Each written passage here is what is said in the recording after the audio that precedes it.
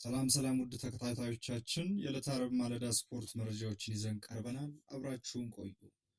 በመጀመሪያ የአውሮፓ ሻምፒየንስ ሊግ አንዳንድ ነገሮችን እናንሳ። የህይወት ምርጡ ብቃት አሊሰን ቤከር።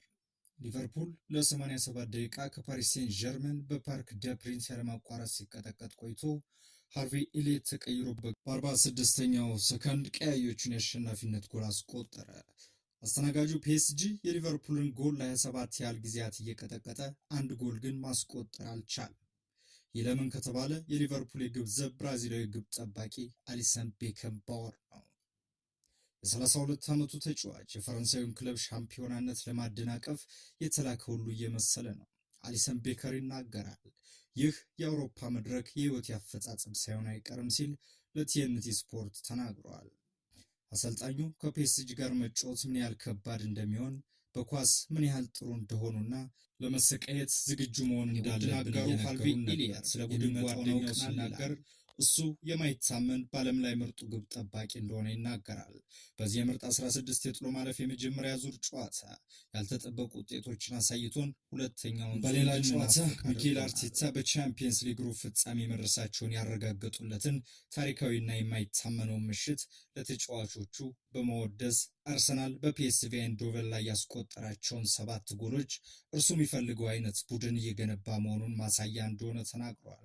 ማርቲን ኦዴጋርድ ያስቆጠረው ድርብ ጎልና በጁሬን ቲምበር፣ ኢታን ንዋኔሪ፣ ሚካኤል ሜሪኖ፣ ሊያንድሮ ትሮሳርድ እና ሪካርዶ ካላፊዮሪ ባስቆጠሩት ጎል አርሰናል 7-1 ማሸነፉ ይታወሳል።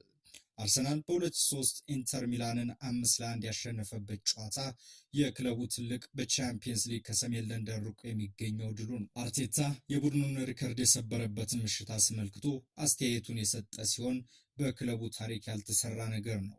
ስለዚህ የዛ አካል መሆን በጣም ጥሩ ነገር ነው። ነገር ግን እንደ ቡድን ሌሎች ብዙ ጠቃሚ የሆኑ ነገሮች ማሳካት እንፈልጋለን። ወደ ቀጣዩ ዙር ለማለፍ ጠንካራ አቋም ላይ እንገኛለን። እውነታው ይሄ ነው። ነገር ግን ዋንጫዎችን ለማሳካት በእውነቱ በጣም የተለየ ደረጃ ላይ መድረስ አለብን። ይህ ድል ትልቅ ትርጉም አለ። ነገር ግን እኛ የምንፈልገው አይነት ቦታ ላይ አንገኝም። በጣም ደስተኛ ነኝ፣ ምክንያቱም ወደ ቀጣዩ ዙር ለመሄድ በጣም ጠንካራ አቋም ላይ እንገኛለን። ነገር ግን አሁንም በለንደን በእርግጠኝነት በሳምንት ጊዜ ውስጥ የምንሰራው ስራ አለ። በመልሱ ጨዋታ ውጤታማነታችንን ማስቀጠል ይኖርብናል ብሏል። የመልሱ ጨዋታ በኤምሬትስ ስቴዲየም ሮብ መጋቢት። ከዚህ ጨዋታ ቀደም ብሎ መድፈኞቹ እሁድ በኦልድ ትራፎርድ በፕሪሚየር ሊግ የኋላ ማርሽ አስገብቶ በፍጥነት እየሮጠ ከሚገኘው ማንቸስተር ዩናይትድ ጋር ይፋጠጣሉ። ሩበን አሞሪም ከትላንቱ ጨዋታ በፊት ለስካይ ስፖርትስ እንደተናገረው ማንቸስተር ዩናይትድ እርምጃዎችን ለመራመድ የዘንድሮን የአውሮፓ ሊግ ዋንጫ ማንሳት ይጠበቅበታል።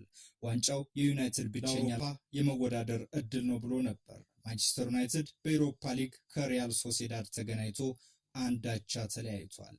በሌላ የአውሮፓ ሊግ ጨዋታዎች አልካማር ቶተንሃምን 1-0 ሲያሸንፍ ፌነርባቼ በሬንጀርስ 3-1 ተሸንፏል።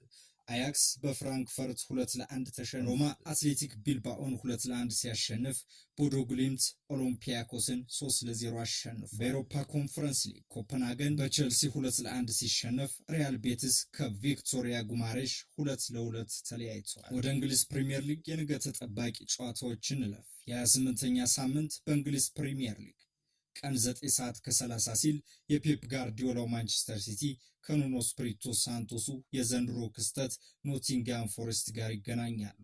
በዚህ የውድድር ዘመን ሻምፒዮን ማንቸስተር ሲቲ ድክመት ሳይሆን ውድቀት በሚባል ደረጃ ተንሸራቶ በማይታመን መልኩ ተከታታይ ሽንፈቶችን አስተናግዶ ቀላል በሚባሉ ቡድኖች ጭምር እየተፈተነና ነጥቦችን እየጣለ ግለሰባዊና እንደ ቡድን ጭምር ስነ ልቦናዊ ጫና ውስጥ ወድቆ መሰብሰብ ከነበረበት 47 ነጥብ ብቻ ሰብስቦ ከነገ ተጋጣሚው አንድ ደረጃ ዝቅ ብሎ 4ኛ ደረጃ ላይ ተቀምጧል።